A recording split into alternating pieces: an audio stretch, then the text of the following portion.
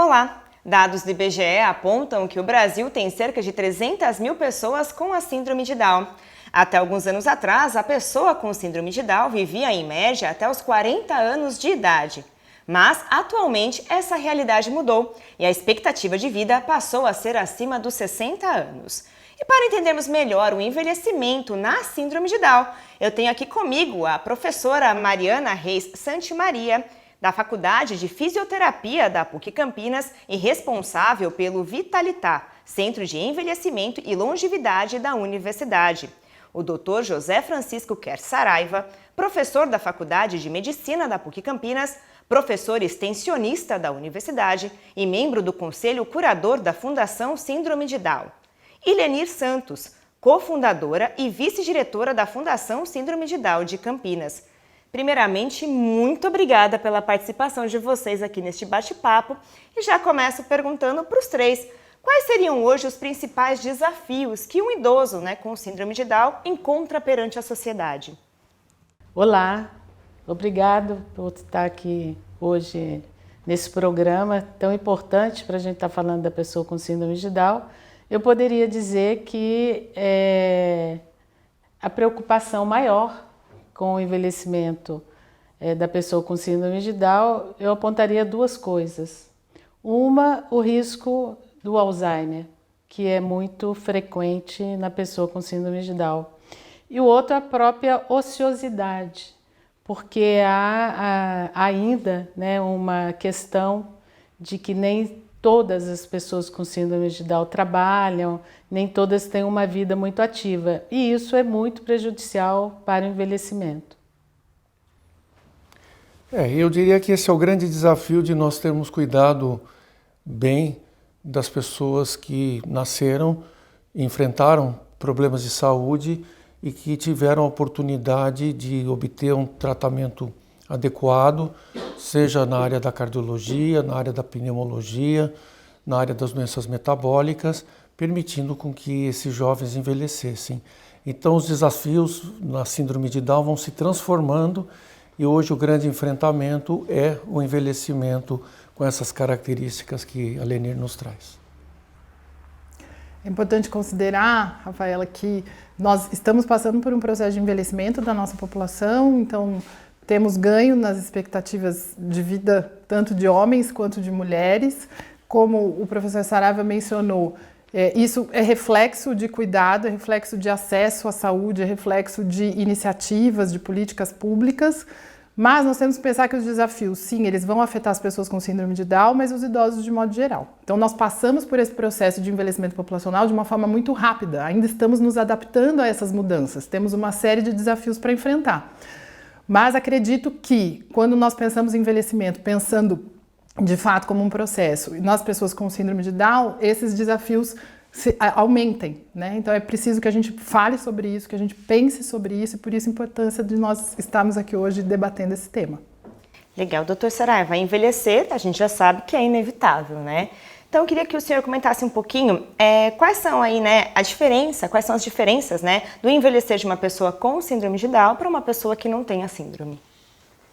Bem, nós estamos enfrentando um momento que é novo, porque, como você bem disse, há algumas décadas atrás, uma pessoa com síndrome de Down, a expectativa dela de vida seria aí por volta de 30, 35, 40 anos, isso muito puxado por doenças graves ao nascer, em que você não tinha soluções, então você acabava tendo uma mortalidade prematura.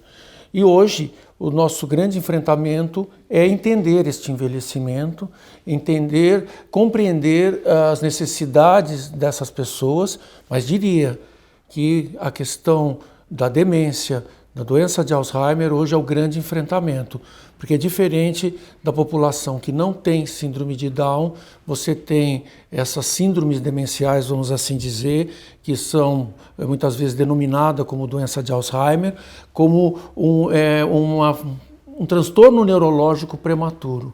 Então o que é importante hoje? Reconhecer. Porque muitas vezes você vai deixando a pessoa evoluir, você não faz diagnóstico, não fazendo o diagnóstico, você não faz adequações, ainda que nós não tenhamos tratamentos específicos, você tem que adequar questões de responsabilidade, questões tutoriais, prevenir quedas, prevenir que essa pessoa, dentro desse espírito, ela não venha a se machucar, ou deixando, por exemplo, um gás aceso, coisas simples do cotidiano. Então, hoje, o nosso grande desafio é trazer não só para a atenção como uma questão de saúde pública, mas também uma questão social para que familiares, pessoas do convívio e a sociedade como um todo possa ter essa sensibilidade de ter essa percepção.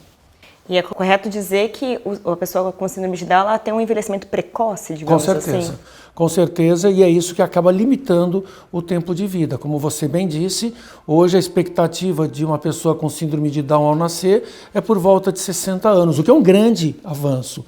Mas, hoje a expectativa do brasileiro ao nascer beira aí por volta de 74, 75 anos no sexo feminino e um pouquinho menos no sexo masculino.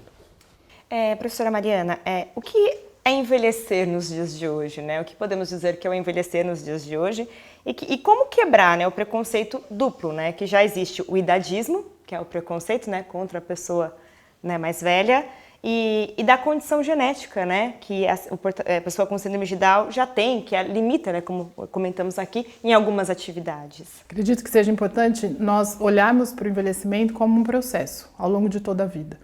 Então, o envelhecimento ele só não vai acontecer a partir do momento que nós completamos 60 anos. Isso faz com que nós tenhamos uma visão ampliada, que possamos pensar ao longo de toda a vida.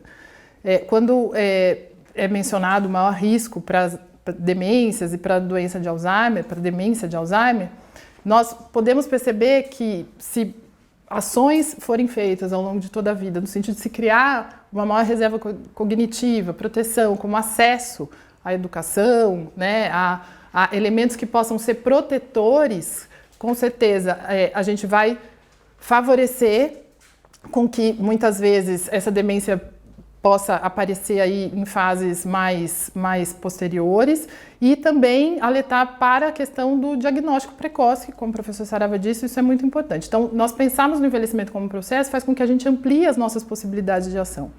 Em relação ao preconceito, nós sabemos que o idadismo é um fato. A Organização Mundial de Saúde, ano passado, lançou um relatório sobre o idadismo. O idadismo afeta as pessoas em todas as faixas etárias e na velhice ele tem um impacto maior, principalmente sobre a saúde. Então, esse impacto, quando nós somamos os preconceitos, né, então o idadismo, o capacitismo, que pode estar associado, ele vai ter um prejuízo muito grande sobre o desenvolvimento dessas pessoas e a inserção dessas pessoas na sociedade. Lenir, na verdade, até para a gente quebrar um pouco, talvez, esse preconceito, né, eu queria que você destacasse alguns mitos e verdades sobre a pessoa com síndrome de Down. Bem, a pessoa com síndrome de Down, todos acabam dizendo, né, elas são tão boazinhas, amáveis, o que não é verdade, o que não é fato, né? Elas não conseguem aprender a ler e escrever, o que não é fato, que já está totalmente comprovado, né? Que não vai casar, que não vai ter vida sexual, não é fato, porque hoje, inclusive, nós temos vários casais de síndrome de Down, né? Vivendo aí muito bem a sua vida afetiva, sexual, social. Então, nós temos realmente ainda muitos mitos, principalmente no sentido de que eles não seriam capazes de inúmeras coisas que eles são capazes, né? Tudo isso é fruto não só do preconceito, como também, muitas vezes, da falta de, por causa do próprio preconceito, da falta de oportunidade que acaba se dando à pessoa com síndrome de Down. Um fator também negativo para o envelhecimento deles, exatamente, muitas vezes, a vida social, que é muito fraca, digamos, não é uma vida social plena, como as demais pessoas acabam. Elas dependem, muitas vezes, da família para poder, inclusive, ter essa vida social mais rica. Então, é muito empobrecida. E isso vai afetar também no envelhecimento. Eu até diria, completando a Lenir, que isso é uma espiral descendente. porque à medida que as pessoas com Down vão ficando reclusas, elas vão cada vez menos tendo estímulos, e essa diminuição nesses estímulos acaba inclusive trazendo envelhecimento, contribuindo para um envelhecimento precoce. E muito disso é um combinado entre a pressão social de preconceito somada a uma, vamos assim dizer, a uma seção da família que acaba cedendo, né, para a sociedade, não partindo para os enfrentamentos das formas adequadas e deixando, né, como a gente fala no coloquial, sobrando para o jovem, para aquela pessoa com Down, que acaba ficando em ciclos restritos, acaba sendo muitas vezes tendo tratamentos que amputam todos os seus potenciais. E eu convido vocês aqui, após essa nossa sessão, a conhecer o Ateliê de Artes, com obras maravilhosas desenvolvidas por eles, entre os vários potenciais, né? Então, eu diria que nós temos uma espiral descendente que a gente precisa quebrar. Acredito que uma das melhores formas da gente combater o preconceito é a informação, né? Então, momentos em que a gente possa discutir sobre isso, em que a gente possa trazer essas evidências à tona para que as pessoas possam realmente ter consciência. A informação transforma os estereótipos que nós criamos muitas vezes, as imagens, as ideias, e derrubamos os mitos, como a Leni trouxe, e isso nos ajuda a avançar. Legal. E falando em avanço, então, né, doutora Saraiva, quais foram os avanços da medicina que permitiram e ainda acho que vem permitindo, né, essa expectativa de vida maior, né, para a pessoa com síndrome de Down? Nós tivemos grandes avanços na atenção à saúde. Esses avanços, obviamente, que trouxeram benefícios, avanços também em áreas específicas, como na cirurgia cardíaca, avanços em tratamentos de doenças metabólicas, como o hipotireoidismo, que é comum no Down, problemas oculares, que a oftalmologia teve importantes avanços, reconhecimento dessas síndromes. Por exemplo, você tinha uma pessoa com Down que estava com uma diarreia crônica. Ah, isso é da doença. Não, ele tem uma síndrome. E para isso você vai ter que fazer uma recomposição alimentar adequada para que ele possa viver sem essa condição. Então eu diria que isto tudo contribuiu para que nós fomos superando etapas, tratando infecções respiratórias que poderiam inclusive tirar a vida dessas crianças, e eles chegaram à vida adulta. E chegando à vida adulta, com o acesso, que muito bem comentado pela Mariana, eles puderam envelhecer. Eu diria que hoje nós temos dois elementos: as condições sanitárias gerais e as condições técnicas de avanços da medicina que permitiram não só o diagnóstico precoce, mas o tratamento permitindo que eles pudessem viver. E, professora Mariana, aproveitando, né, tudo isso, então como que a gente pode trabalhar para incluir cada vez mais, né, o idoso com síndrome de Down na sociedade e nas diversas áreas, né? Então, seja na educação, como no mercado de trabalho, né, como a própria Leni falou, eles têm total capacidade para isso, né? Então, como que a gente pode trabalhar para ajudar realmente para essa inclusão ser efetiva? A nossa perspectiva de curso de vida tem mudado radicalmente no último século. Então, quando nós pensamos em curso de vida para as pessoas que estão envelhecendo, ele é muito diferente do que era há um tempo atrás. Então, hoje, durante a velhice, as pessoas têm outras perspectivas que até muito tempo atrás nós não tínhamos. E isso se estende às pessoas que estão envelhecendo com síndrome de Down. Nós falamos em envelhecimento ativo. O envelhecimento ativo ele é sustentado por saúde, por segurança, participação, aprendizagem ao longo de toda a vida, né? São pilares aí do envelhecimento ativo.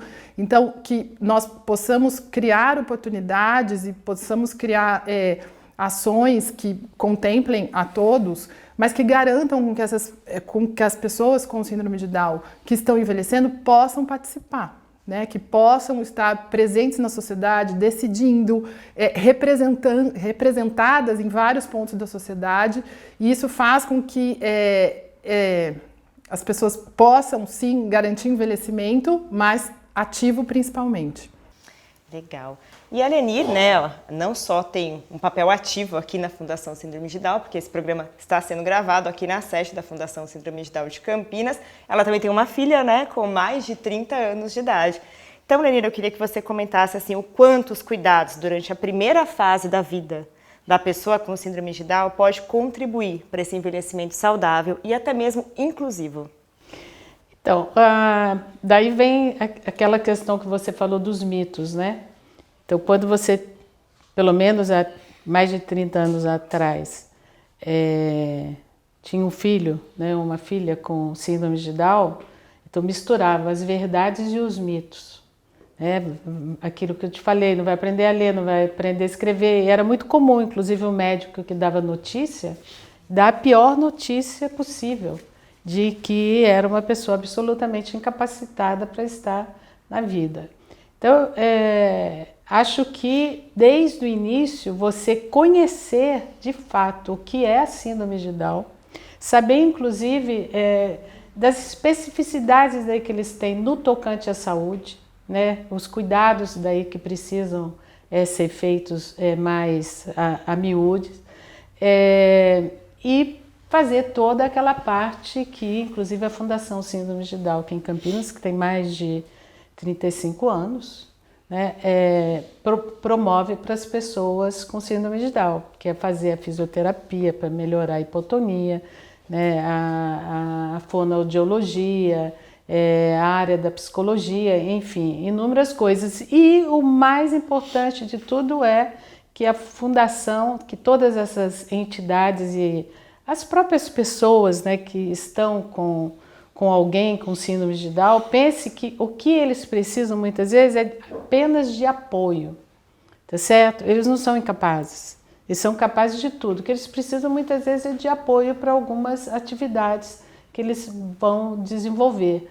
Então, a Fundação é um espaço exatamente para estar apoiando que a pessoa possa desenvolver plenamente. Né, e buscando espaço na própria sociedade, como no emprego, como no próprio lazer, para que eles possam estar tendo uma vida inclusiva. Então, acho que a coisa mais importante hoje para a gente falar é conhecer de fato toda a parte daí biológica da pessoa com síndrome de Down e também toda essa área inclusiva, da inclusão no mercado de trabalho, inclusão na vida social, inclusão na própria família, que muitas vezes isso não acontece. É isso que eu mesmo queria perguntar. Você como família, qual que é o papel realmente importante da família, né, nessa primeira fase da vida para chegar ao envelhecimento? Então, é ter esse conhecimento, não fazer nenhuma discriminação, porque eu sempre dizia e ainda digo que o primeiro preconceito começa em casa, né?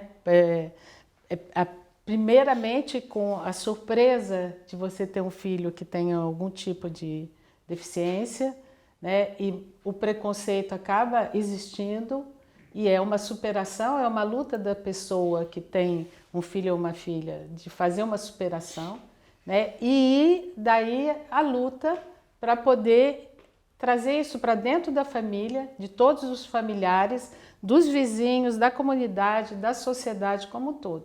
Então, eu acho que isso é fundamental, porque se eles estão excluídos, isso vai realmente ser um fator preponderante para um envelhecimento não saudável. Eles têm que estar incluídos em tudo que for possível dentro da sociedade. E o que a Lenir traz é muito importante, porque o simples fato de você não dar a opção de um cardápio, por que você pode escolher um determinado alimento? Olha, prefiro comer uma maçã do que comer uma banana, e para o Down você coloca e você vai comer isso. Um exemplo. Coisas extremamente simples. O desejo de não querer um dia sair de casa, de não querer ir numa reunião social que a família quer, eu não quero ir. Respeite. Porque se ele não tivesse Down, ele fincaria o pé e diria, eu não vou. E aí você, através até de um certo assédio, você acaba negando esse direito dentro de casa de ir e vir, de escolher. Escolher a hora que quer dormir, escolher a hora que quer tomar banho, escolher a hora que, dentro das normas da casa, obviamente, de opções de cardápio, todos escolhem, menos aquele que tem uma deficiência. Isso vai refletindo total da postura dele com a sociedade também. E vai puxando para baixo. Eu acho que uma frase importante é que quando você tem um filho ou uma filha, é muito comum, né, quando eles têm 5, 6, 10 anos, perguntar: o que você vai ser quando crescer? O que você quer ser? Você não pergunta isso para a pessoa com deficiência. Porque você acha que ele não vai ser nada. Que inclusive ele não vai ter a condição adulta, que ele vai ser sempre infantilizado. Ele pode estar com 30 anos e vai ser tratado de maneira infantilizada. Quer dizer, tudo isso é altamente prejudicial. Se é prejudicial para a vida dele naquele momento, vai ser na sequência. E vai ser no envelhecimento, que já é uma época que você tem que ter maiores cuidados. Se ele já vem, tá certo, com essas faltas, com essas ausências, isso aí vai pesar muito, tá certo, quando ele for mais velho. Essa questão que você toca, Lenire, ela é fundamental porque nós também vivemos a situação da infantilização no envelhecimento com os idosos de modo geral. A gente não pode esquecer que a infantilização é também uma forma de violência. Né? E a violência, ela sempre vem de um preconceito, da falta de informação, e acredito que na pessoa com Down isso amplie, né, a possibilidade de acontecer esse tipo de atitude. E nós pensamos que a autonomia, a preservação da autonomia, o poder de escolha, né, dar a escolha é fundamental para que essas pessoas possam realmente se desenvolver e continuar se desenvolvendo ao longo de toda a vida. Né? Então não devemos só nos desenvolver na infância, na juventude, mas até o último dia. Nós estamos aqui realmente para aprender até o último dia. Isso me fez lembrar uma frase do Rubem Alves, nosso querido escritor aqui de Campinas, que faleceu há algum tempo. Ele dizia que ele acabou chegando à conclusão que ele estava ficando velho, quando uma vez ele foi numa festa e alguém chegou para ele e disse assim: não, pode ficar sentadinho aí que eu vou buscar para você determinada coisa. Porque há uma infantilização da pessoa que vai envelhecendo, só que na pessoa com síndrome é pior, porque há uma infantilização permanente. Então, permanentemente, eles são tratados de maneira... Eles podem até, de repente, ser uma pessoa que trabalha, uma pessoa que alcançou um nível de autonomia, até de uma certa independência de morar sozinho, mas vão continuar sendo vistos como eternas crianças, tá certo? E nunca como uma pessoa adulta que pode fazer as suas escolhas, assumir as suas responsabilidades e ter um lugar na sociedade, né? Então, eu li uma frase que dizia que incluir é mais do que aceitar. Então, na opinião de vocês, o quanto a nossa sociedade hoje está incluindo a pessoa com síndrome de Down? Eu acho que aí você tem alguns tons que envolvem generosidade, convívio social, que envolvem compreensão, que envolvem tolerância. E isso não se aplica só a indivíduos com deficiência. Nós temos tantos problemas sociais graves que não são tolerados: o alcoolismo, o tabagismo inveterado, o próprio uso de drogas. A gente tropeça em situações sociais de alta negligência, de alta negação, como inclusive moradores de rua. E trazendo para a síndrome de Down, eu acho que a sociedade ela tem que olhar um pouco mais para os seus pares, para os seus próprios, para os seus próximos. E isso acho que é um exercício que tem que ser feito desde quando a criança nasce, na educação infantil, dando muito mais um senso de coletividade e de, vamos assim dizer, de integração social, o que a gente hoje ainda vê, infelizmente, grandes desníveis. E muitas vezes situações preconceituosas começam nas comparações entre as escolas públicas e as privadas, aonde já começa muitas vezes as grandes desigualdades. Eu acho que nós temos que ter um repensar social, e isso envolve a sociedade como um todo. Estado, sociedade, formadores de opinião, lideranças e aqueles que obviamente estão no convívio cotidiano. Acho até que essa expressão aceitar, ela já é um pouco preconceituosa, né? Porque fica parecendo... Não, tem certas pessoas que a gente precisa aceitar. Quer dizer, é porque elas já têm alguma coisa diferente? Não. Elas têm o mesmo lugar, o mesmo espaço, os mesmos direitos, né? Então, até as frases que muitas vezes a gente acaba usando, achando que está fazendo uma coisa politicamente correta, também muitas vezes está equivocada. E já traduz um tipo de sociedade excludente, que é uma sociedade que exclui. Dizer que não exclui, exclui. Nós temos toda a política de inclusão, mas ainda há uma exclusão. Você dizer tem a caridade, isso está pressupondo preconceito, quer dizer, tolere por uma condição de caridade. Ora, você não está fazendo caridade, você está fazendo sua obrigação. Com certeza. E tolerar já é bem negativo também. Eu acredito que nós precisamos avançar enquanto sociedade para entender que uma sociedade que é mais justa, que é mais solidária, que é melhor para as pessoas que estão envelhecendo, para as pessoas que envelheceram, para as pessoas com síndrome de Down, que é uma sociedade mais justa para todos. Nós precisamos construir uma sociedade de todas as idades, de todas as pessoas. Então, acredito que avançar nisso seja fundamental. Precisamos dar esse passo. Tá ótimo. E para a gente caminhar, né, para o fim do nosso programa, eu queria, né, que o Dr. Saraiva e a Lenira explicassem um pouquinho, né, porque a PUC Campinas tem uma parceria aqui, né, um projeto de extensão dentro da Fundação Síndrome de Down. Então, eu queria que vocês explicassem um pouquinho, né, para quem está nos assistindo, né, que tipo de trabalho é realizado aqui dentro, né, dessa parceria.